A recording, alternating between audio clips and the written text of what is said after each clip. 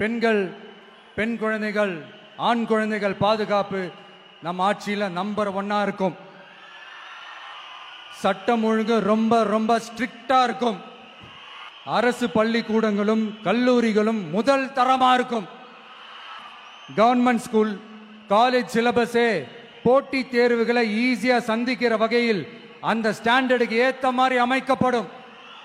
உயர்நிலை பள்ளி பாடத்திட்டங்களிலேயே அடிப்படை அரசியல் சாசன சட்டம் சேர்க்கப்படும். மாநில மற்றும் ஒன்றிய அரசு அலுவலகங்கள், வங்கிகளின் செயல்பாடுகள் மற்றும் அவற்றை அணுகும் முறை குறித்து மாணவர்களுக்கு தெளிவான புரிதலை ஏற்படுத்தும் வகையில் தேர்வுகள் அற்ற செயல்முறை பாடமாக கற்பிக்கப்படும்.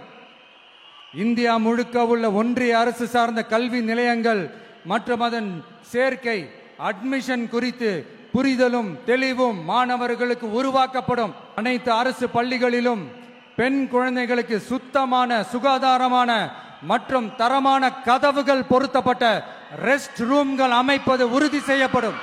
போதைப் பொருட்கள் இல்லாத தமிழகம் உருவாக்கப்படும். மாவட்ட கலெக்டர்கள் மற்றும் எஸ்பிக்களில் சரி பாதி பெண்களாக இருக்கும்படி செய்வோம். மலை கிராமங்களில் அரசு ஆரம்ப சுகாதார நிலையங்கள் பிரசவம் பார்க்கும் வசதியுடன் அமைக்கப்படும். பஸ் போக்குவரத்து இல்லாத கிராமங்கள் மற்றும் மலை கிராமங்களே இல்லை என்ற நிலை உருவாக்கப்படும்.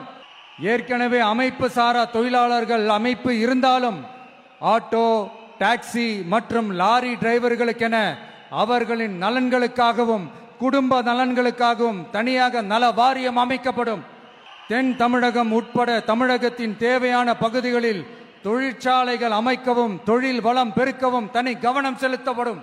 விவசாயிகள், மீனவர்கள் மற்றும் நெசவாளர்களின் கருத்துக்களை அறிந்து அவர்களுக்கான திட்டங்கள் காலத்தின் தேவைக்கேற்ப உருவாக்கப்படும்.